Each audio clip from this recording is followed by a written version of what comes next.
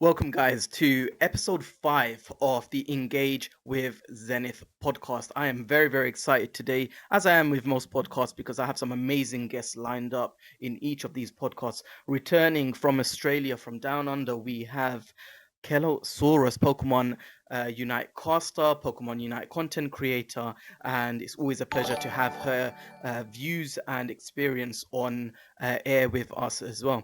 Joining her for the first time, we have two individuals, one coming from overshores as well. We're talking about the NA, we are talking a Pokemon UCS caster, none other than Wonderchef. And finally, joining me from not too far across the seas, we can kind of take the car, take the boat, whichever we Yeah, prefer, all the way in France. yeah. You can We have swim. You we can can even swim. swim. We Some can guys did swim. that. We have Pump with us after his weekly pump that has concluded, the 100th pump, an amazing feat. Welcome to all of you guys to this podcast. How you guys feeling? Pretty good, pretty good.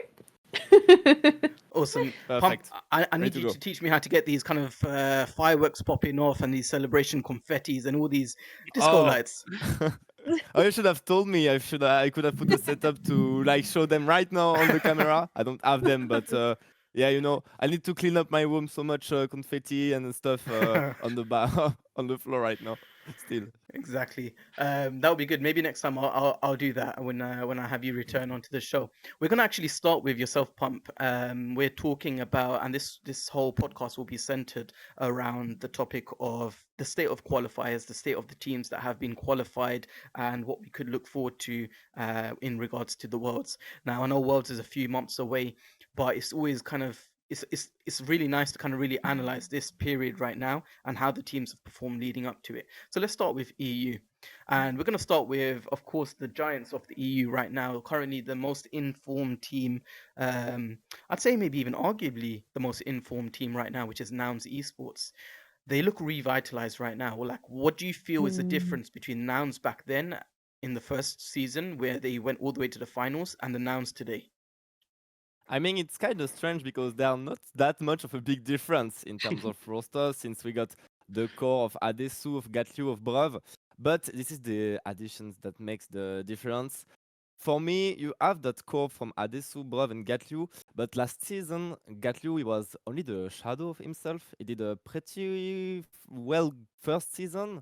And then in second season, where Nancy Sports struggled a lot, especially against Talibobo Believers, Gatlu wasn't playing his best Pokemon Unites, and that puts him in a weird mental stage. And I think Unite, more than the mechanics, more than the individual skills, it's more about how you work in a team.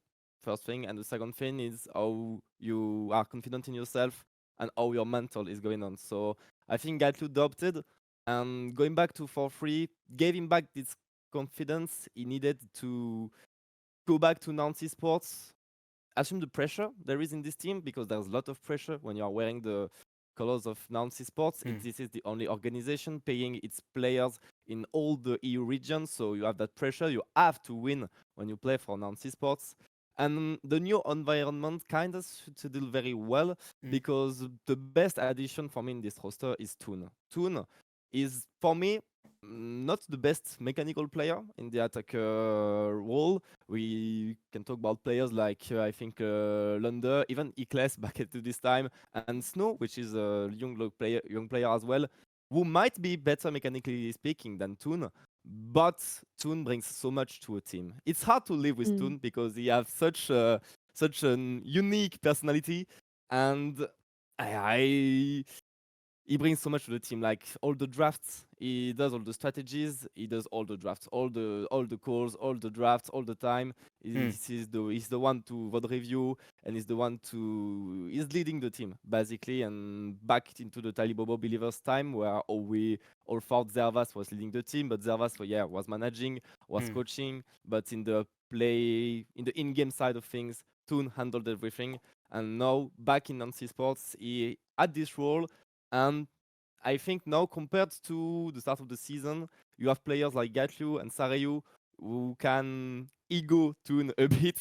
Kind of weird to say that, but yeah, Toon is a leader that takes so much space in a team, and Mm. the Sareyu and Gatlu as well to take some space. And Yeah, Nouns Esports, the first version at the start of the year, Toon was taking too much space. He was taking basically all the space in the team. And now bringing back Gatlu and Sareyu Mm. kind of put the things even between all the players. And that's why Nouns Esports looks so revitalized in the second part of the season. These roster changes worked really well for them. And it shows off because Gatlu, I think for me, is one of the MVP of the EU season so far, maybe of the regionals as well. So yeah, worked really well. Sareyu, one of the best mid laner, jungler player in EU as well. So great move from Nancy Sports. They needed that. I know. I mean, the other side on Hawaii. You've kind of summed it up really nicely, and it's a testament to how much you know your region as well. If I was to ask you, Chef, with the names that he mentioned, especially Sareyu, who is going to Worlds for the first time, is one of the newcomers at Worlds. What does he bring to this Nouns team? What have you been excited to see from Sareyu and his kind of style of gameplay? I'm so glad you asked me about Sareyu in particular because I've gone on record on UCS broadcast saying that Sareyu's been my favorite player to watch over the course of this season.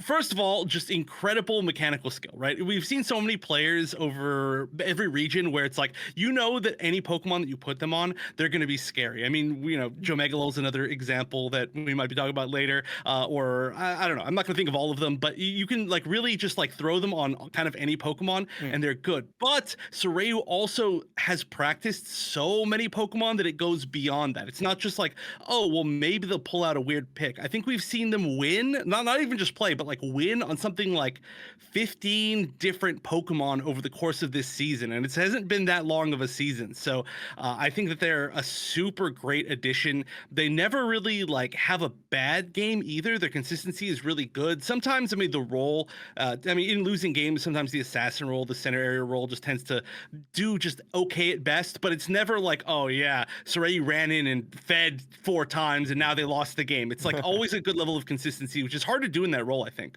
Yep. But to complete what Chef was just saying, I totally agree with him because the thing where Sareyu improved is the consistency. Because back to the season 1 Sareyu with PUCS, and even at the start of the season with 4-3, he was so talented on the speedster, but he was, like you, Chef said, he was feeding every time, like going 4 times, feeding the team. And in Pokemon Unite, I won't learn you guys anything. You can't do that because the comeback experience, the shutdowns mechanic works so well. And what's impressed with the Nouns Sareyu is that he knows when he can go, take KOs, and most importantly, stays alive.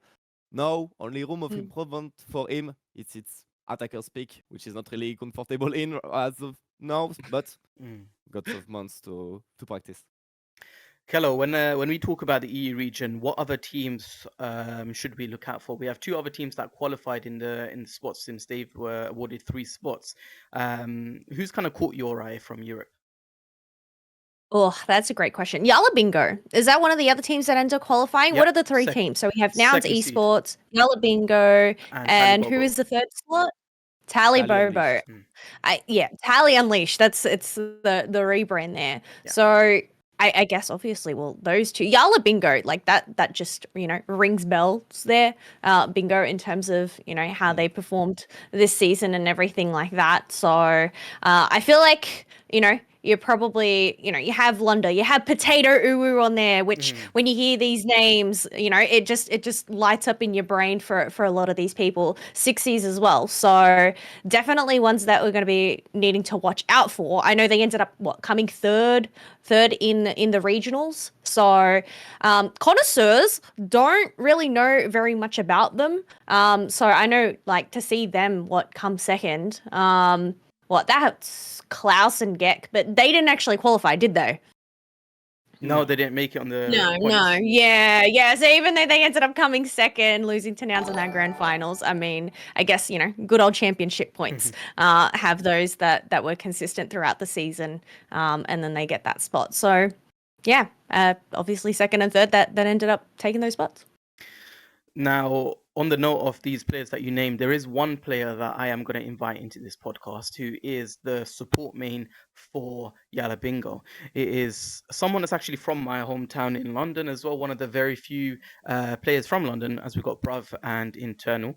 And he is, just like Sareyu, going to be attending the Worlds in Hawaii for the first time. So please welcome, guys, on Internal.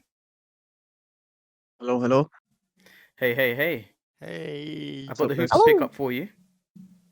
Yeah, I It appreciate is that. your main, right? Yeah, it's my main. Wicked. There's your ad as well. Eternal, tell me about your feelings, because you told me earlier a few days ago how stressed you were with thinking about Worlds and wondering if you'd qualify, having the travel paid for as well. How are you feeling about this now? Well, wait, first of all, you guys can hear me fine, right? Yep. Okay, Yeah. so like it was honestly like a huge relief. Mhm. It was coming up to the days. These were like some of the most stressful days in my Unite career.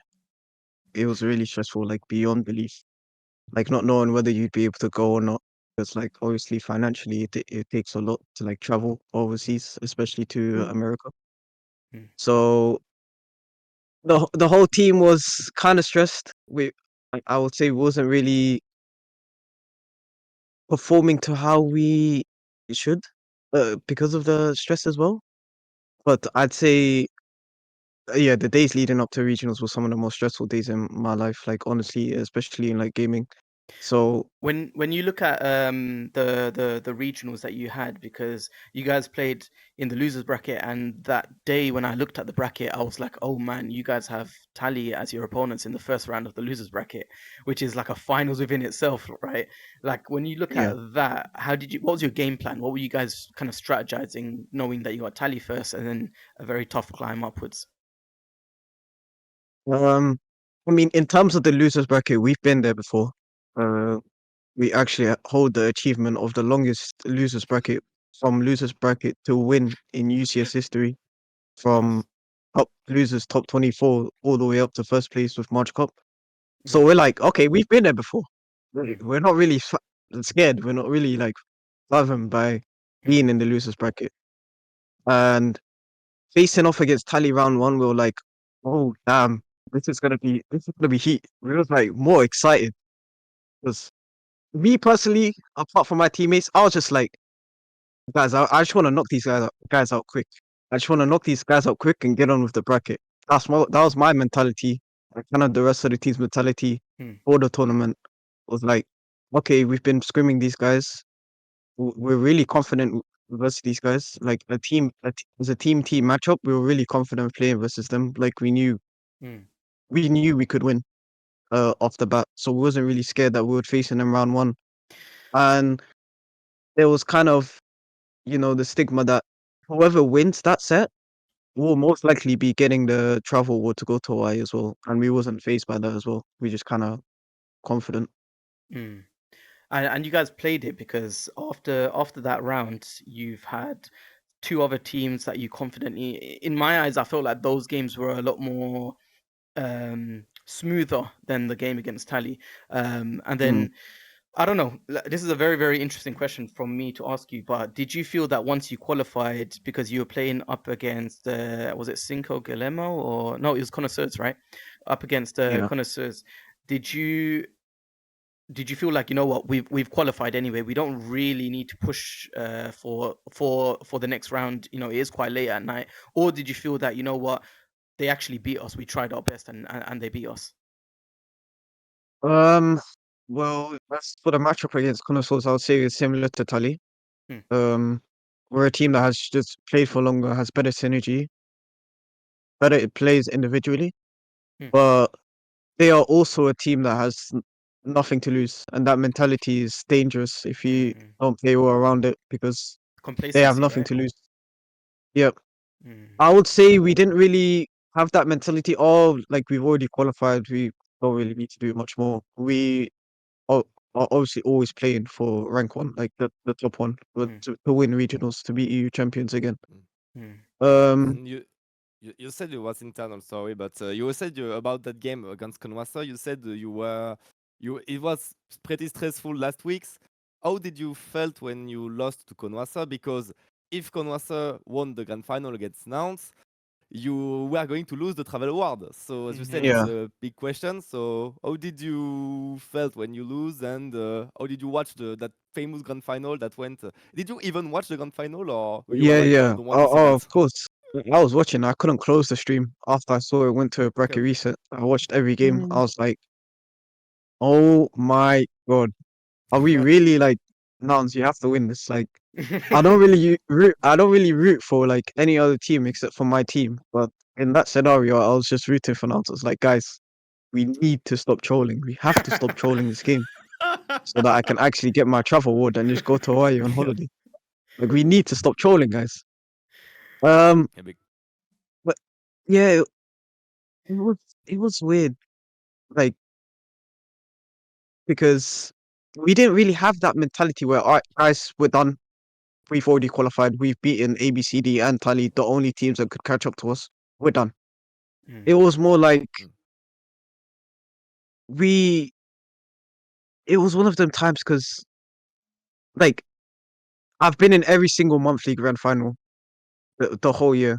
So, like, for me, it's like, okay, getting to grands, whether it's winning or losing, is like basically a given. But that only matters depending on how we play the game.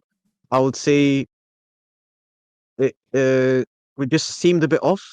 I'm not really sure if we really like lost steam or just Mm. wasn't really in it, but it was kind of weird for me S- because it was a similar feeling to Leo's play-ins and April Cup, where we're in grand finals and we just like lose because we're just not playing well. Like S- it was almost the exact same feeling as that.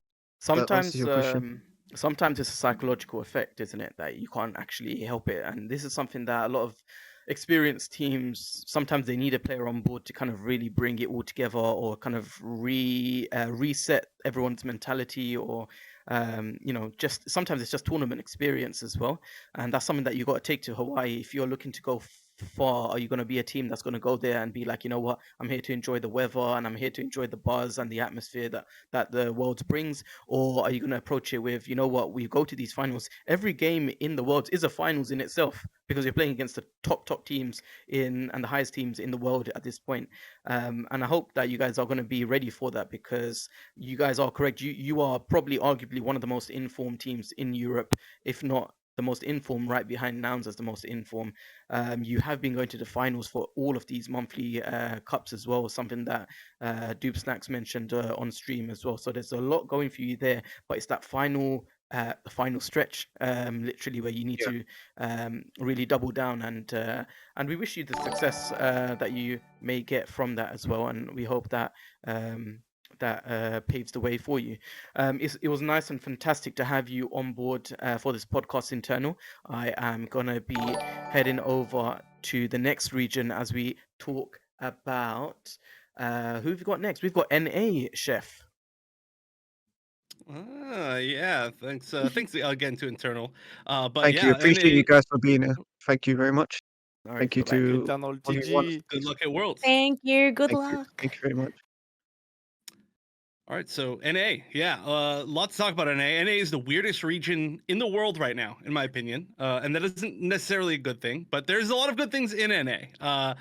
Of course, North America has gone through maybe the most roster swaps of any region that I know of, and mostly like late in the season as well. Obviously, we had that whole like roster mania in EU and NA kind of month, but I feel like for EU it was mostly like Nouns and for free, just like trading two players with each other, and there's a few other things, and a lot of the other teams did the same. But I mean, all of the powerhouse teams from the start of the season are gone basically. YouTube is pretty shifted, but TTV's gone. LG is essentially gone. It's no longer the same team at all. They're still strong, but in a different way. We see just every single team. Nemesis is the same. There's a few that are very much the same, but we've got a weird situation going on where the best teams are sticking around, but they don't usually like win. And then we've got some powerhouse teams like G and the the new LG, I guess. Yeah, just new LG, where it's like, yeah, they're great. They're filled with great players. They're doing really well, but they've also only been together playing as a team for like a month now. And so it's just, we're in a weird spot, but we are lucky, I think, as a region that we have time because we've got another 3 weeks or so until the North American Regional Finals. So a lot of these teams that are kind of like put together in quick notice have time to like practice, get a really big offline like session together, and then be in top shape for Worlds. You mentioned some of these teams like Nemesis has been a consistent roster and have looked very, very strong in the EUIC when they popped down as well. So it was always very nice to kind of have a podcast with them and then them performing really, really well. But with some of the other teams, you've got GT that's kind of rebranded, or it's G now, I guess, and they've taken on Slash from LG. This has been probably one of the more interesting roster changes I've seen, because when everyone looked at the Rostermania back then, we looked at, okay, would Luminosity Gaming go with continue with Slash and his team of people and they would just kind of rebuild from there, or would it be with Overlord, who's one of the most, for the last 3 years, one of the peak players playing at the highest levels and doing some amazing kind of producing some amazing gameplay. Which one would they kind of go with? And they've gone with Overlord and his Galactico team, if I was to reference Real Madrid during this time. So in this case, like, how different is this LG team, and how much can Slash's new team rival them? What kind of predictions can we put in place here? Yeah, it's so hard to answer. LG, I think it's a bunch of amazing players that a lot of people love. A lot of the players. I mean, Lutano's on there. I mean, just the fact that we have Lutano and Overlord on one team is wild. Even the fact that I'm sad we didn't get to see more of it, but Stalking's had a chance to sub on that team for the early part of the regional finals. So realistically, with whatever their full sub list ends up being, I mean, they're great. But it's a bunch of really strong players together. It's like the most all-star squad we've maybe have ever seen in maybe any region. But I mean, they're in losers right now in the NA regional finals, and it's for a reason. And I think this game we've seen pretty clearly that, like, no matter how good you are as players, you need to be able to gel together, and you need to have a lot of trust in each other. And that's so hard to get, especially when there's been so many shifts. And I think certain people kind of feel like weird about how they're not with their old teammates, or kind of feel betrayed a little bit. And it's obviously just something that happens in teams. I'm not saying that I know the LG situation fully, but certainly they have a chance to do really well. But so far, being in losers bracket, I don't know. G, on the other hand, I think is a really cool story because it is 3 members of GT, and then there was one other person that wasn't Slash, but who was it? I'm blanking. Does anybody remember?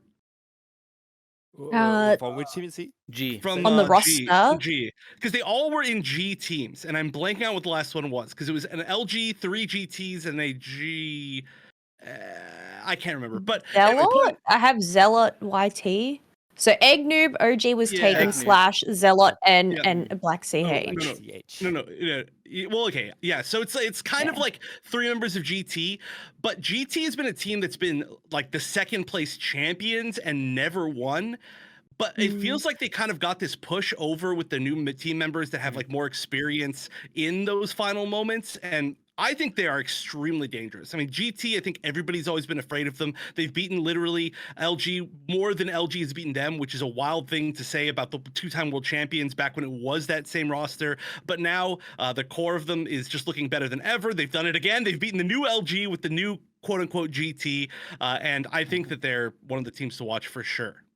And what Chef said about a Luminosity situation, it shows that it's not the best players that win in Unite, it's the best team. And for me, you have maybe the best players in NA. I mean, Chef, you might agree, but when you have a team with Overlord, Lutano, Otter, Ascaris, and you have Joe GL, it's hard to find better players, I think.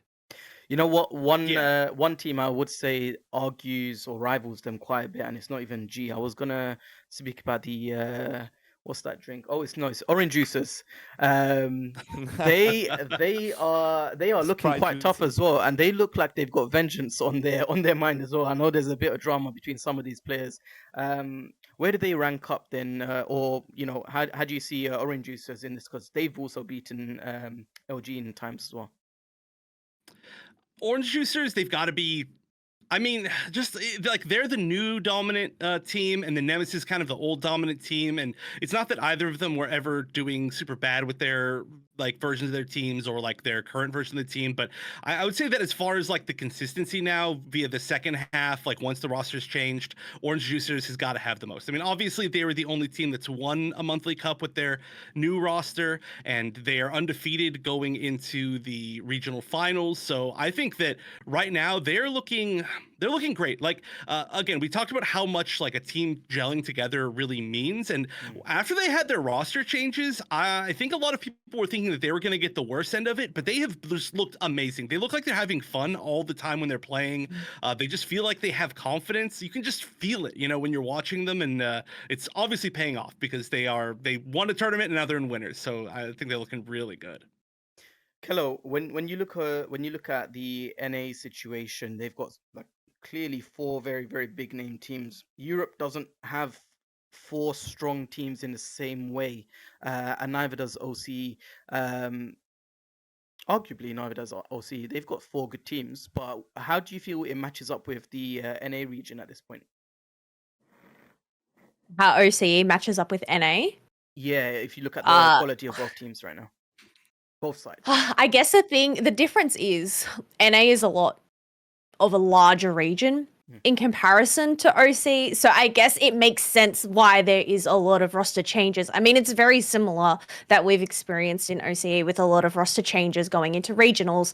I mean, you do have those teams that stay consistent, but once again, it's these names that end up ringing a bell, and we've seen them throughout the whole season perform well. Like I know when I look at Orange Juices, I remember Roland and his little interview and how happy he was, and when Chef said, it's just they just look like they're having fun, they're having a good time, and I think it's those teams that usually end up performing well because they are not buckling under that pressure. But then, you do have, when you're signed with an org, there is that pressure there where, okay, you have to make sure that you show up and you represent them. So Orange Juice is like, they're just there to go have a good time, wherever they get. But I think that's why a lot of people are probably rooting for them.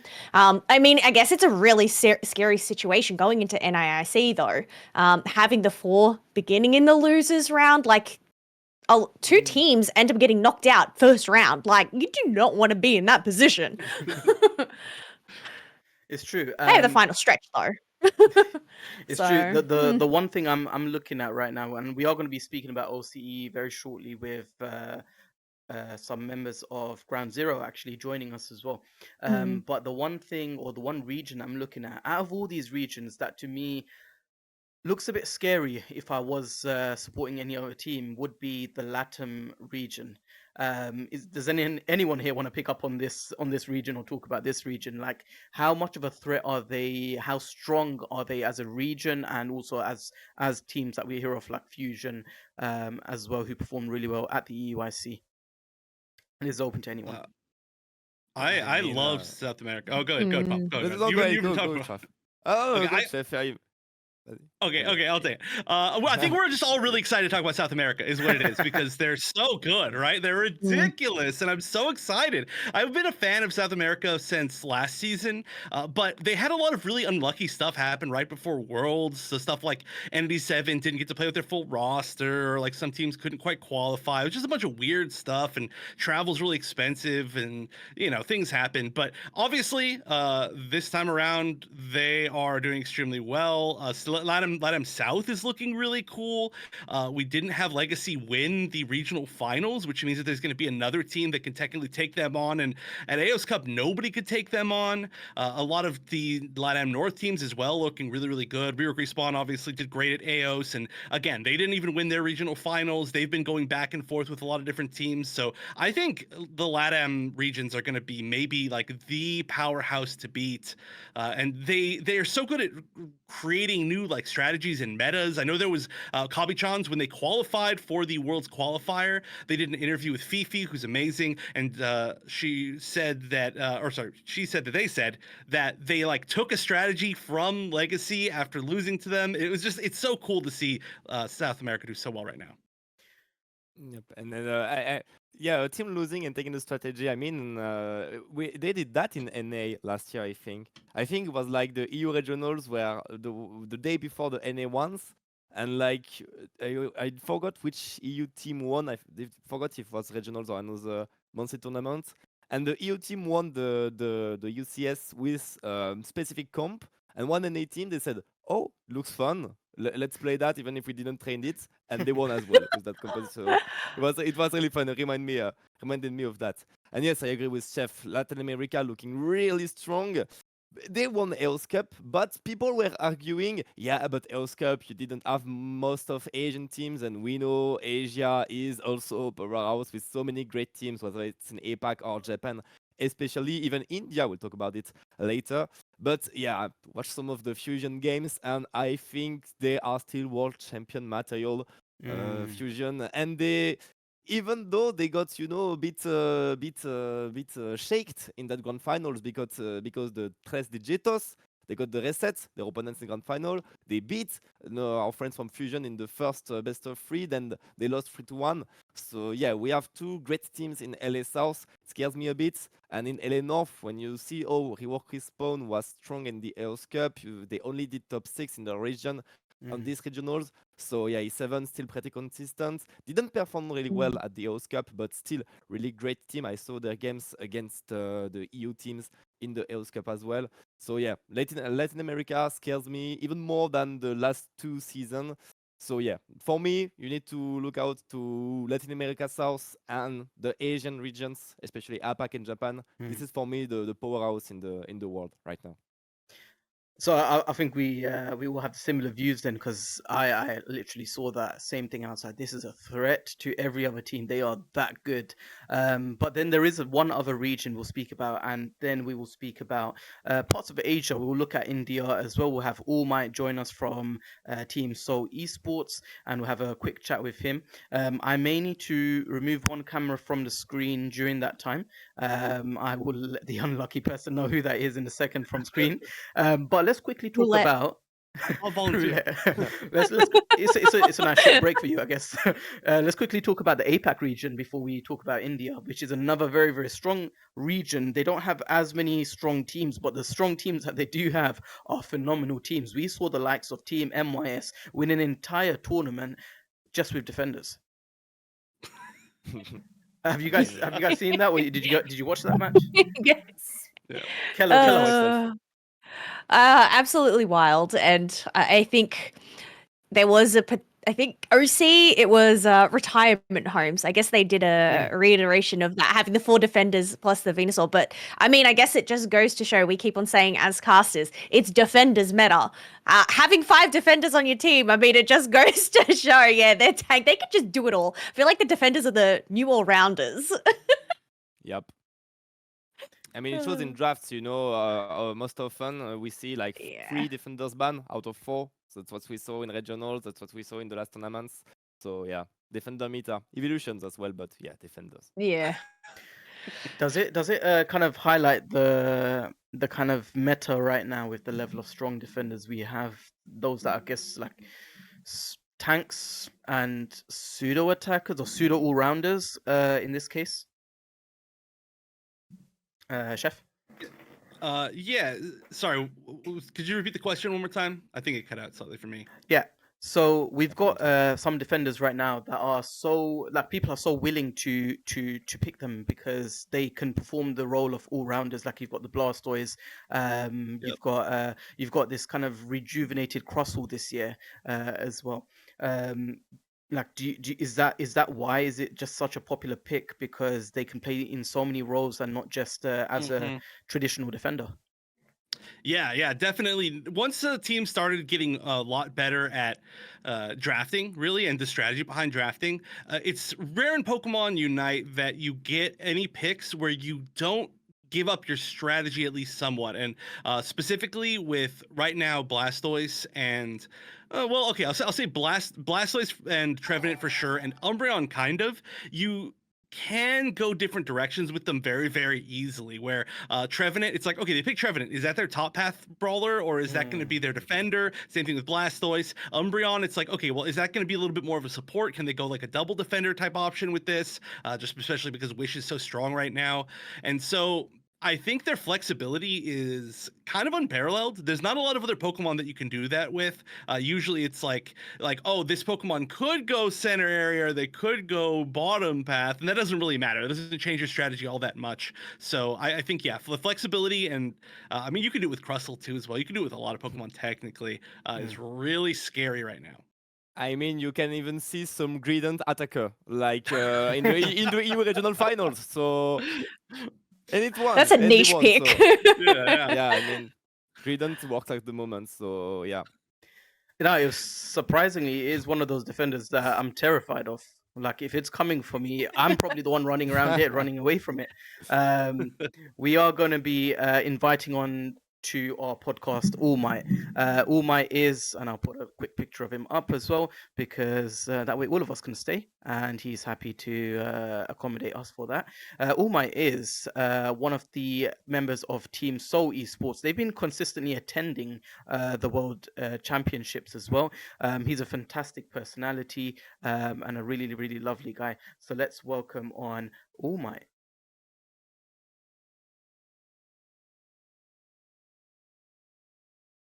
Hey You've got a guys, mic. what's All up right. everyone? There we go. Hello. Let me fix this up then. Oh. I hope no one got cut man from the camera. You've got everyone out here. You've got all four of us. Let me just readjust. We Let got me all cakes. readjust. No. What I might do is, Chef, we can have you on mic. Yep. Here, I'll just I'll leave the call. Make it Sorry, easy. buddy. There we go. Wow. Okay, we're gonna roulette this name tag situation. And Pump. You become Pump here. You're Wonderchef. Oh wow. I'm chef. Oh, let's go. Let's go. Pump, do you have any questions for AllMight to start with while I rearrange all of these names? I mean, I'm so happy to have AllMight here. I was, talking with the Seoul Esports player and first world, some of them still playing. And at first, they look. Fun fact, they looked at me very weird because at Worlds, the players were getting their regional trophies in London. So the Indian team got their regional trophies. That was the first one I saw. So I was like staring at the trophy, like really weirdly, and I was staring at the trophy, and the players they were looking at me like, what does this guy want? He want to steal our trophy or what? So yeah, first impression with the Indian players were not that great, but yeah, we had a great talk. At the time, yeah, it was hard for Indian teams in the international stage, but now I think AllMight, although we feel you will agree with me, but you are one of the regions that improved the most, I think, in the last 2 years. Yep. Well, first of all, is my voice clear? Yep. Yep. So yeah, I remember like during last words, like I think many of people like don't know like I arrived at the end. So, like I was playing our first match against Time to Shine, and then Pump was like jumping around and supporting them, and I'm like, who's that guy? Because like this is my first swing and I don't know anyone literally. So like he was like that super hyped up guy, like TTS is the best team for him. I was like, man, I got to beat them, but sadly, well, I guess Pump supported them very hard and they won. And yeah, like the Indian region overall has improved.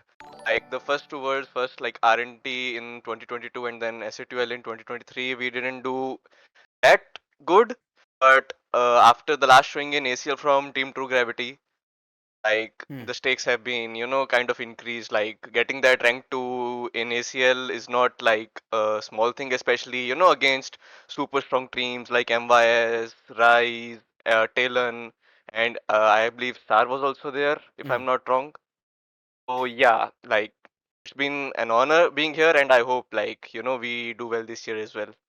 You've I mean they literally played against and lost against Cabbage Chance, who performed amazingly in the UIC, so we definitely understand it was phenomenal to see them get to the finals. We're talking about Team True Gravity.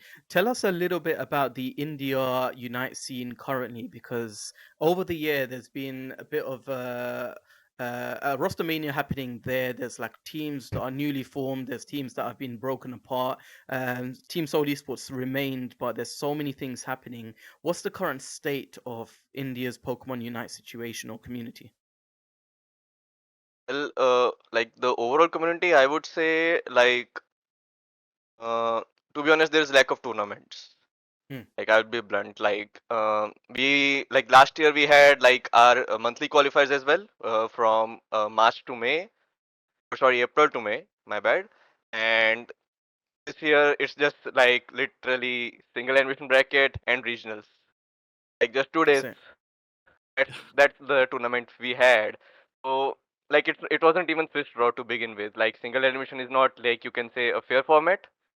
Like to be honest, like many teams lose out and don't get the chance to get the top 8 spot. On the Mm. other hand, Swiss draw does have its flaws, but it gives a fair chance because in the end it's Pokemon Unite. There's that Rayquaza everyone fears. So I believe like there's the lack of tournament and maybe a need of a better format. And the other thing, like same as usual, like WCS and ACL, that's been going on for like all the years. Like the third party tournaments we call, like they have been on the downfall. I would say like there haven't been some like big prize pool or anything because India, like not like other regions, is a different market. Like there has to be something to compete with the top games. Otherwise, like even the players won't invest their time, nor like the esport organizations will invest their time in here. So I believe like more tournaments is the need. Maybe one more, either a big third party or either a big official, Mm. because in the end, only one team is going to the international this year, like from ACL and the Worlds. Yeah. And on the other hand, like the Rostermania you mentioned, yep, like other regions, there are Rostermanias everywhere. Like after like both Worlds and ACL, like there are shuffles. Usually, they're very, like less players, like the young blood. Like we do have, but usually the teams like to stick around between each other, like shuffling players around and trying to get that synergy because we have got old MOBA players as well, like from Dota 2, League of Legends, and Mm. even I would say Wild Rift. So they try to stick around, shuffle within each other to get the best sync possible. But yeah, like this year, if anyone has watched the Indian qualifiers, a team called Zenith Game Squad Mm. came up and got the second spot. And yep, like it had like only one Dota professional and rest four were literally young blood. So they literally defeated Team 2 Gravity twice. First in the uppers bracket and then in the lowest bracket. So it was quite, roller Turbulent. coaster for us because Mm. yeah, Mm. like things can shuffle around and like even we could have lost. Like both of our games went 1-2 against them. Mm. So, well, we are here, but as you know, this is the Indian scene right now. Yeah. Kelo, when you because I know you kind of you might be aware of this, but they only have like one team that qualifies for Worlds, and they have like Yeah. the most teams in the world that Yeah. compete at Yep. this at these tournaments as well. What's your kind of It's view around wild. this? I mean, it was 191 teams registered. Is that correct, AllMight? The fact that they Yep. had that many teams registered in comparison to everyone else, I definitely think, yeah, they probably should get another spot. But I guess, there's only a limited amount of spots allocated and everything like that. So, I mean, the player base is there. In comparison to everybody else, I guess that's hopefully they end up looking at these stats and maybe making some adjustments next year. We'll just have to, I guess, wait and see.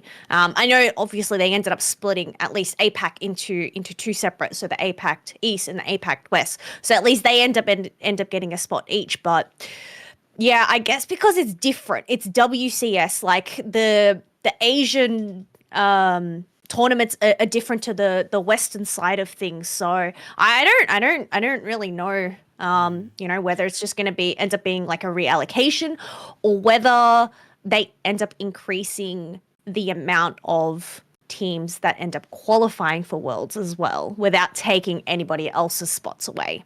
Because I think if you start taking other spots away, that's probably where, there is going to be the fuss. I mean, we already had, EU and NA obviously losing a spot because of Deserved.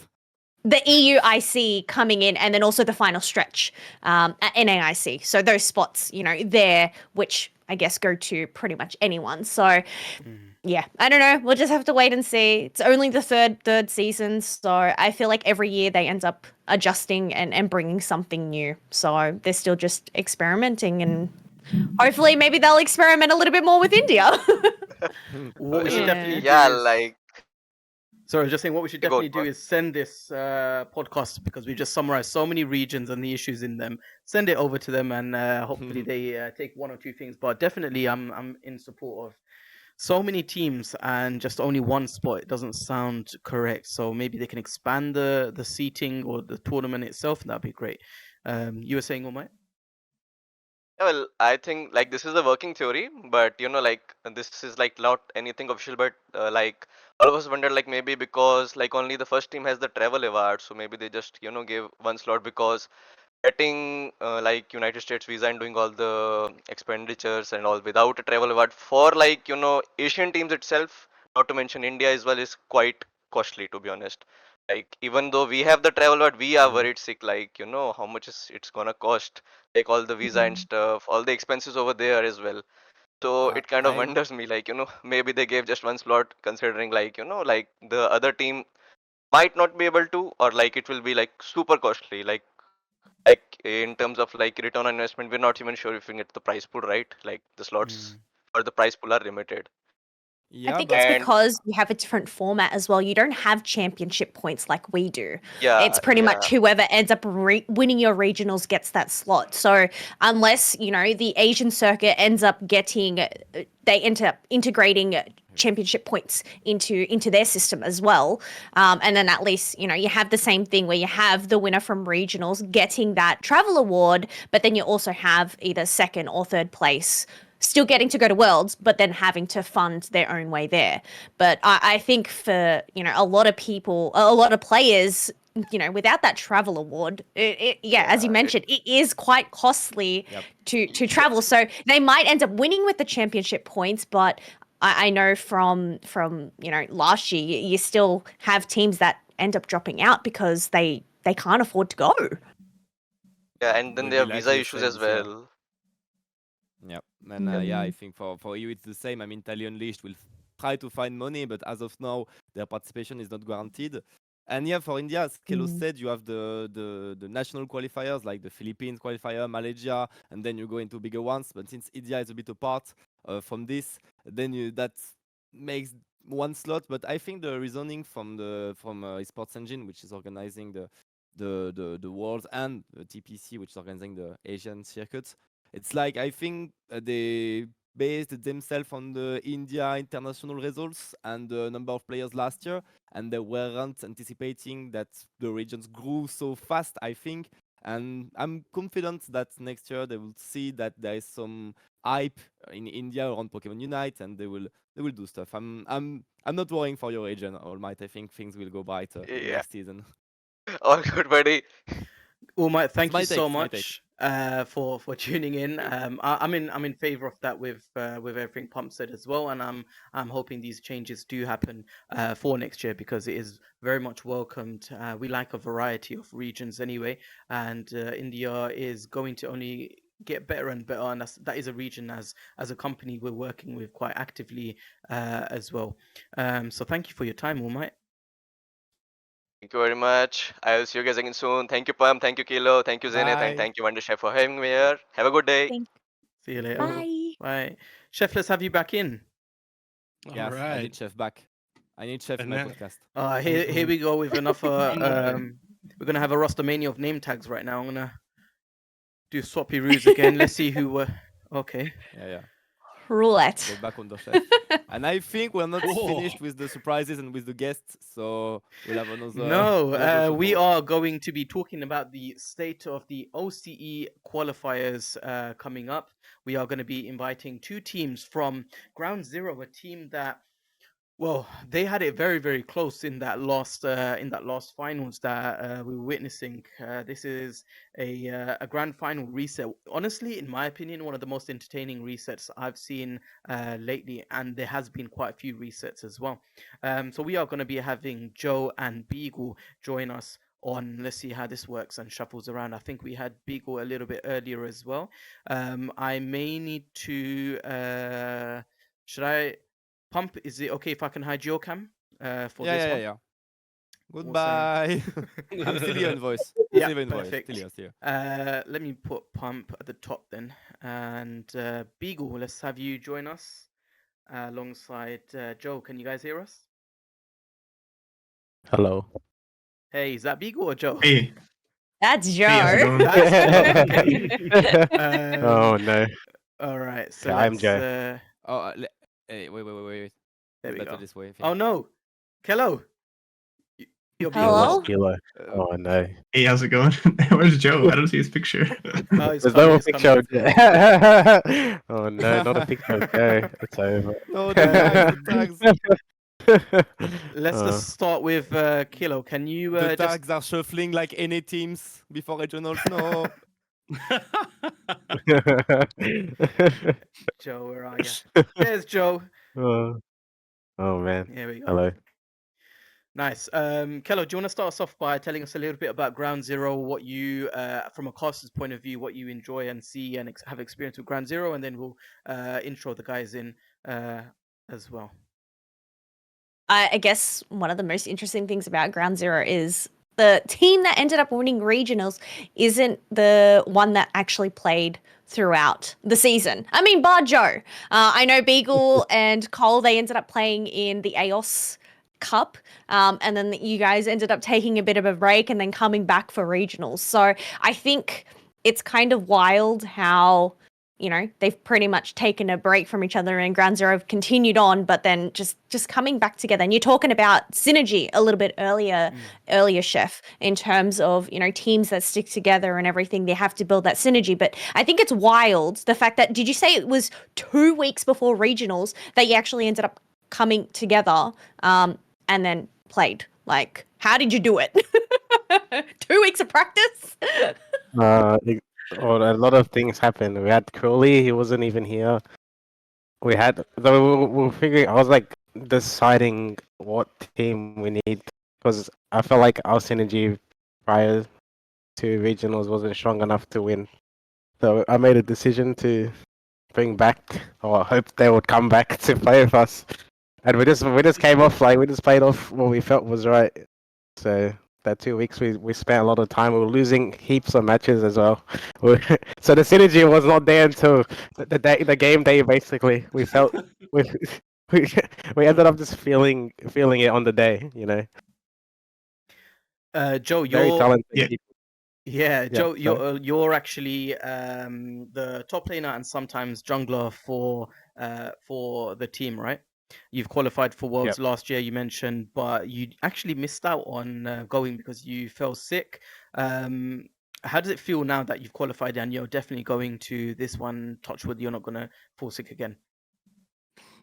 So yeah, last year was a lot of stuff happened last year, which was we were all privileged to go. So my team did go and they just performed. And this year, now I managed to have my own team basically that I was luckily able to compete with that we formed at the start of the year, and we managed to push through with all the complications and being able to qualify.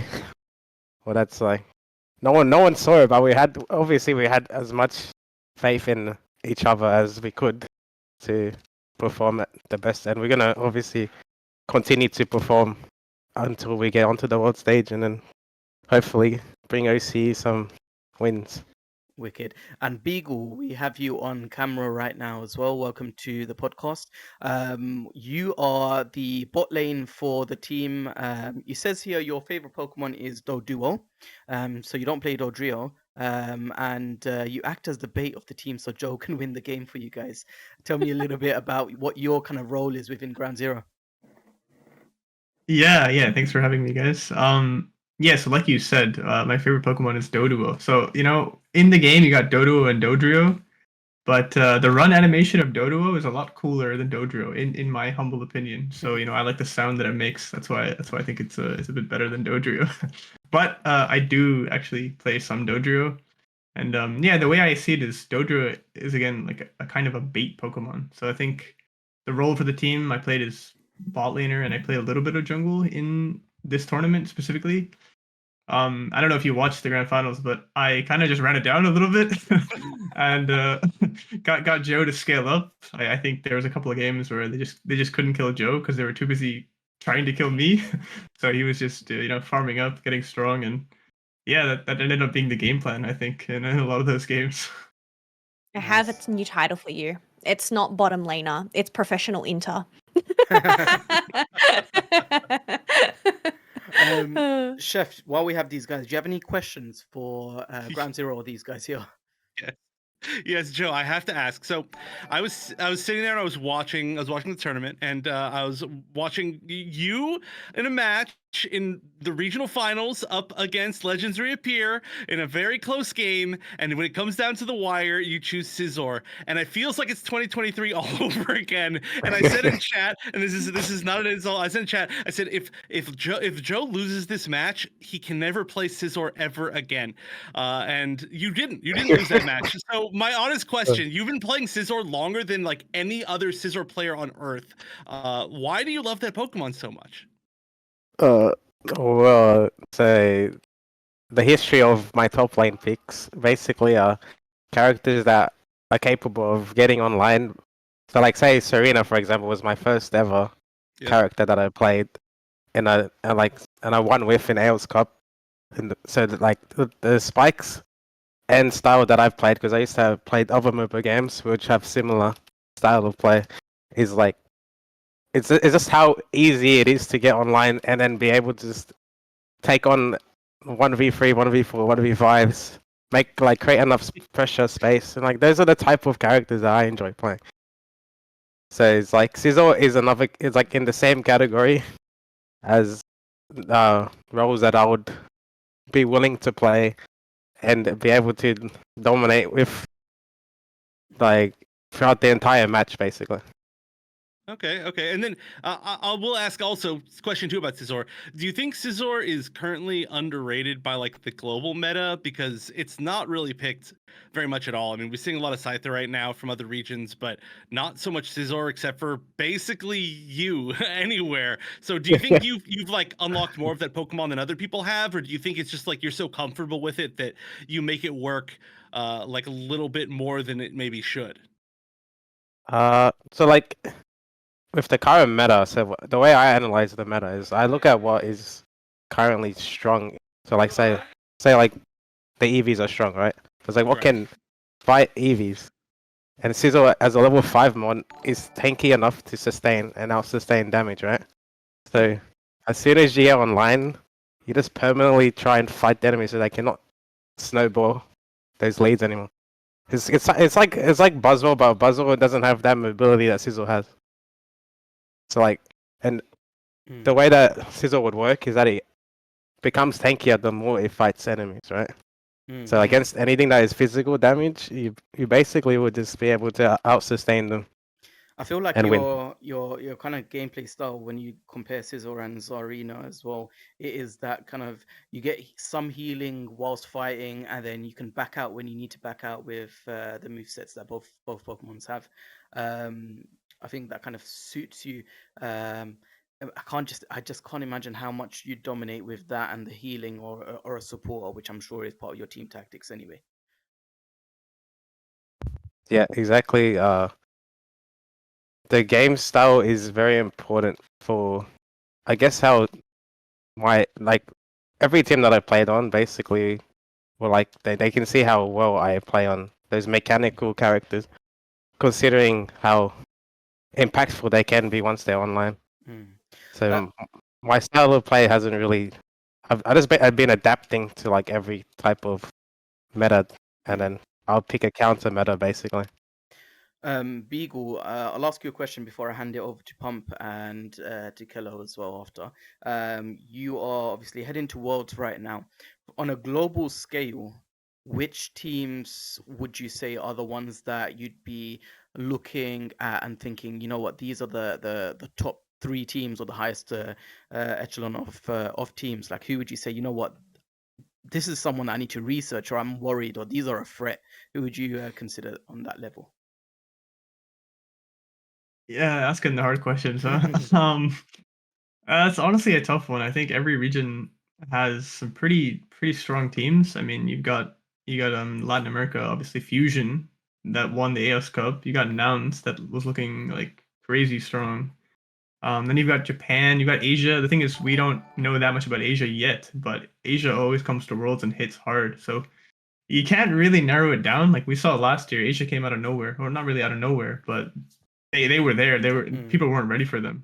So yeah, I mean, I think Nouns for sure. Fusion, Kabi-chans could make a strong showing. But there's so many teams. I think it's hard to only prepare for three of them, right? You got to look at all of them. Got to research, as much as you can, especially with the 3 months that we've got. I think we'll be doing a lot of research, not just into three teams.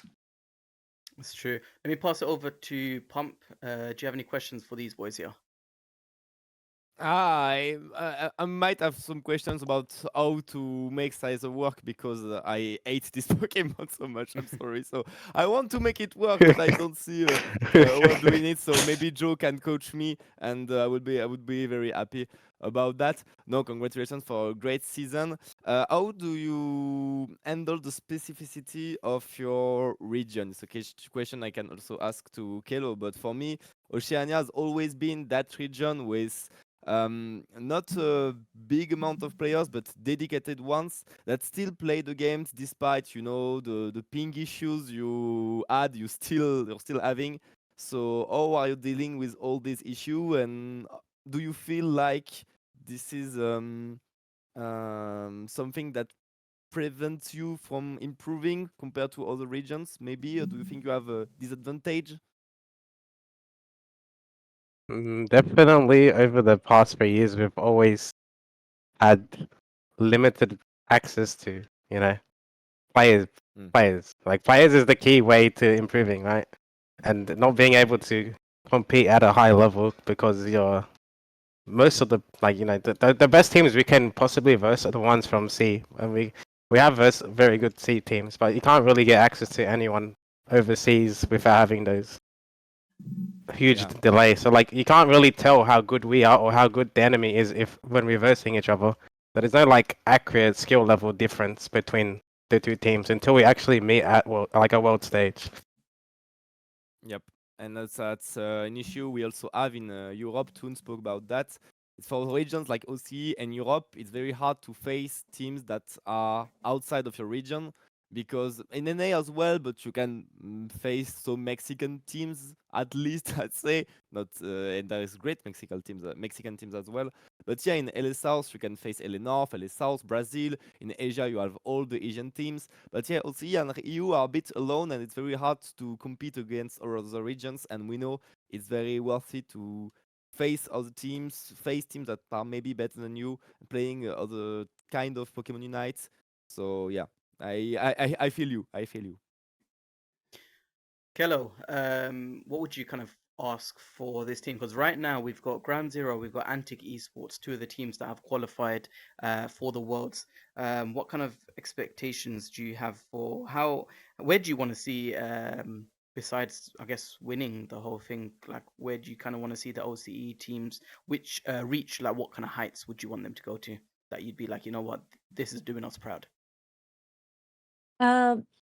I guess considering the past two world championships, it would be nice to see OCE get out of the group stage. Top eight, you make that. Hey, let's go. So, even if you don't come first, I think just being able to reach top eight would be a great feat for either of the OCE teams.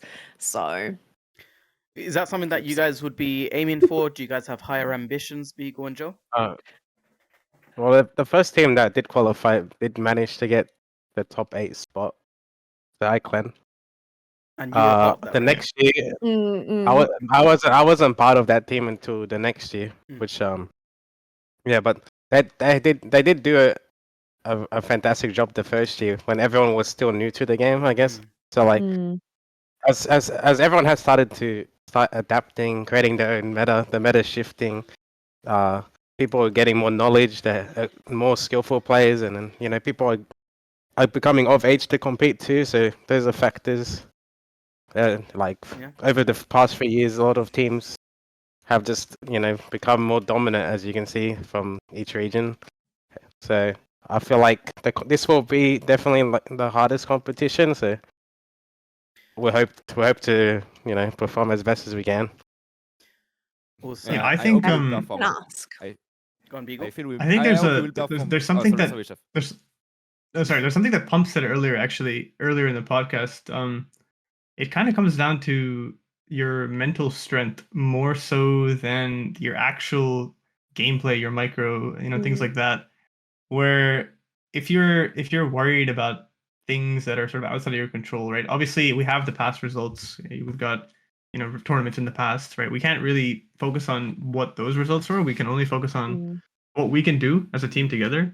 And Kelo mentioned it earlier. We only had 2 weeks to prepare for regionals, but we were pretty much very, very mentally strong for this tournament, and that's why I think we came out on top. So I think for Worlds, we just got to stay mentally strong, like work together, and regardless of what the results will be, as long as we're sort of mentally there, we can put on our best performance, I think. Yeah. And I hope you will put your best performance because in Europe we only have one goal: it's beating OCE teams, winning that day one region battle.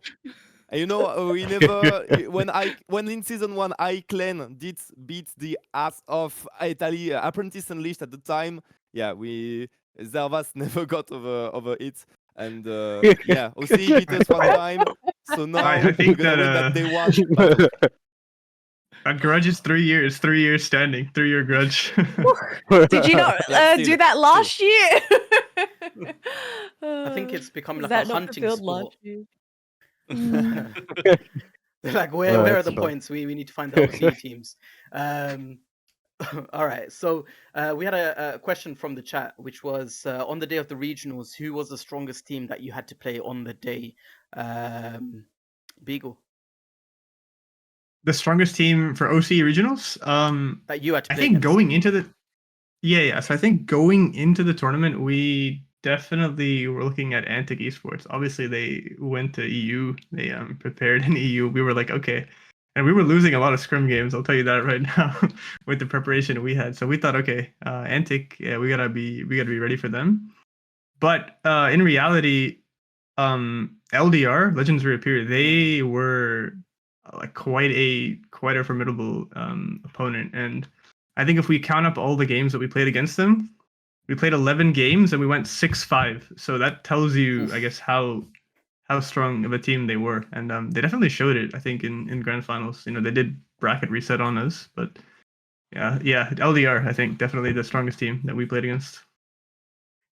Yeah, I think that was I was watching it, and Nuggy D was messaging me as well at the same time, and he's just like, I'm so nervous. I don't know what's going to happen here. I really, I'm just glued to the screen. So I was very very intrigued by it because you have big names that I've worked with previously, like Antic Esports. I've seen the LDR play. I've seen Ground Zero play, and we have Fury in that region as well.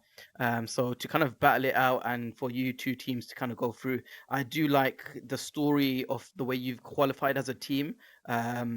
It's just like, from, as Kelo mentioned, like bringing it back together as a team in the last few weeks, and then somehow managing yourself to get there after a bracket reset. It is like, it's a story within itself, isn't it?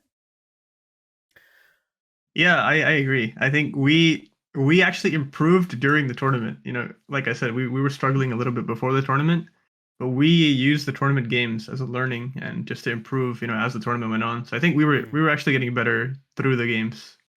I guess with the OCE region right now, before Worlds as well, the more kind of practice you get in these kind of high stakes matches, the more you're going to improve, because you could play 1,000 games on ranked or custom games, but if you have this sort of scenario that affects you affects your psychology around it, and you make it a high stake, intense match, that experience is way more valuable sometimes, isn't it?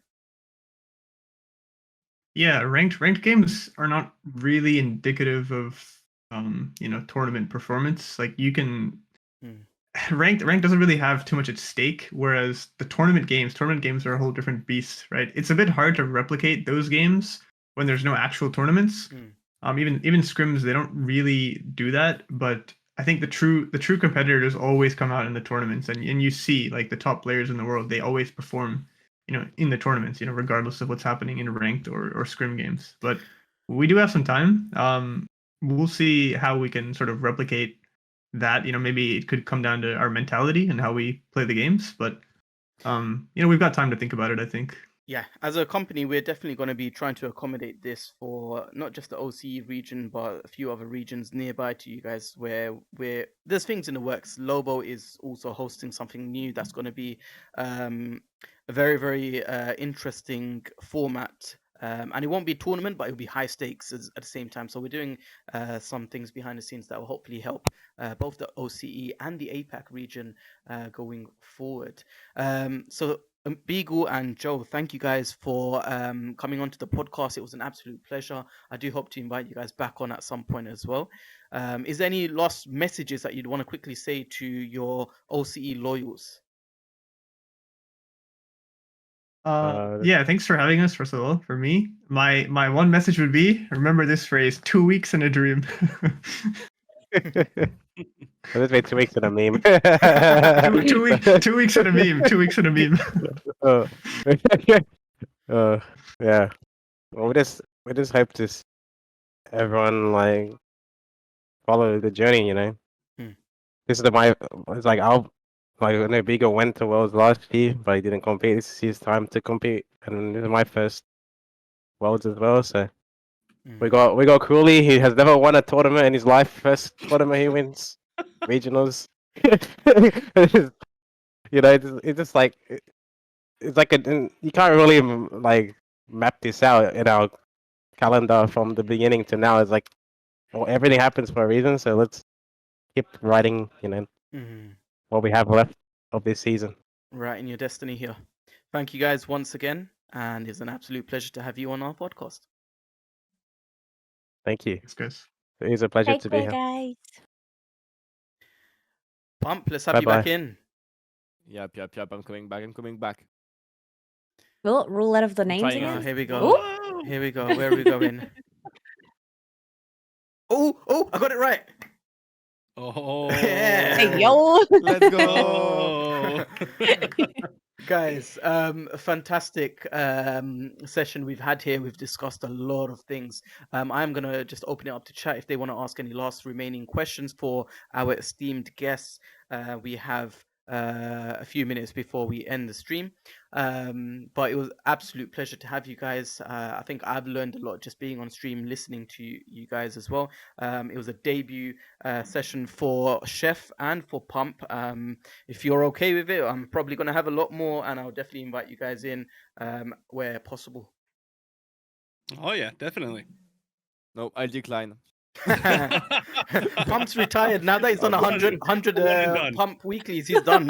Yeah, I know. I'm an old man now. I'm an old man, making one appearance in the year, like like the prophecy. Wow. All right. If you guys have any questions, pitch them in now. I wanted to quickly discuss an idea with you guys before we end it, because right now it's off season. We've got tons of tournaments happening from, Battle Hub, Unity Clash, LG's doing their thing on their server. Obviously, these tournaments are going to be very, very useful for a lot of teams that want to get that practice in. But I really wanted to focus on one thing, which is there are millions, hundreds and thousands of viewers across the world that will be watching the World Championship, and they will be seeing it as spectators that could potentially be the next pro gamer, the people that will be looking up to some of these players coming in as well. These tournaments and these kind of events that we're looking to host at INGAGE as well, how much do you think the grassroots scene in some of these regions need these kind of events? How much do you think it needs this development to get the newer teams, new blood for next year? We'll start with Chef. Oh, 100% it's needed. Yeah, I agree. It's very much needed. I come from the fighting game scene before anything else. Yep. Well, I wouldn't say before anything else, but primarily, and we are super grassroots oriented. So I have had chances to be part of games where it's like super grassroots and part of games where it's not grassroots at all.